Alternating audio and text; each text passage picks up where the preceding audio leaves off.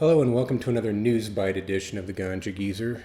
Came across an interesting article today in the Denver Post, September 11th, titled, "Study Finds Perilous Mold in Colorado Pot Growing Operations." So that got my attention and I read it.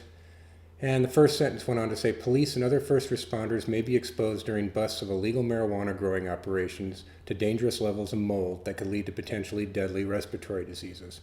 Okay, so in the first sentence, they actually tell me something I didn't understand from the title. It's illegal pot growing operations, not the licensed operations here in Colorado.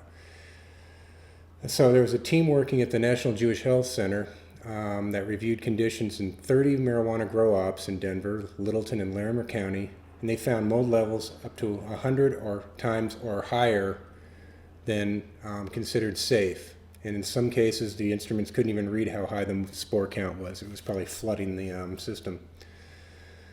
So this is a concerning thing for anybody consuming marijuana for medicine or otherwise. The article goes on to say that 70% of the bus, he said, had levels that would be sufficient concern for anyone who might be living in the building where the grow op was going on. Children and people compromised with immune systems are especially at risk, he said. Short-term exposure isn't typically a reason to be alarmed, though officers with suppressed immune systems are especially at risk. You know, let's don't think about the end users in states where they don't have access to medical marijuana, where they may be forced to buy black market marijuana that may have unsafe levels of mold. I am positive that the issue of high mold and bad grow-op conditions in illegal grow ops isn't just exclusive to Colorado. So my point here is, after I thinking about this a little bit, is this kind of comes back all to the whole idea of legalization.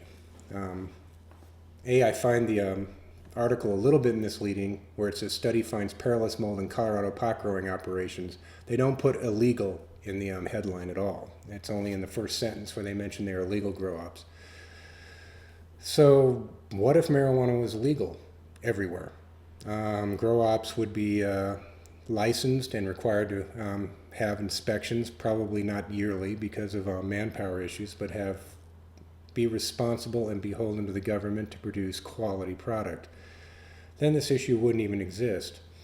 And the second thing that bothers me about this article is it really only talks about a concern for the officers. Again, not the immunocompromised patients that may be forced to go to the black market, the asthma patients, any patient that older patient. You know, as you get older, your immune system weakens. So the threat to health and safety of these grow ops could easily be prevented by legalizing this stuff. Going forward, we could even take this even further if marijuana was legalized, that all registered grow operations would be required to test their harvest for mold as well as pesticides, along with THC, CBD, and cannabinoid concentrations.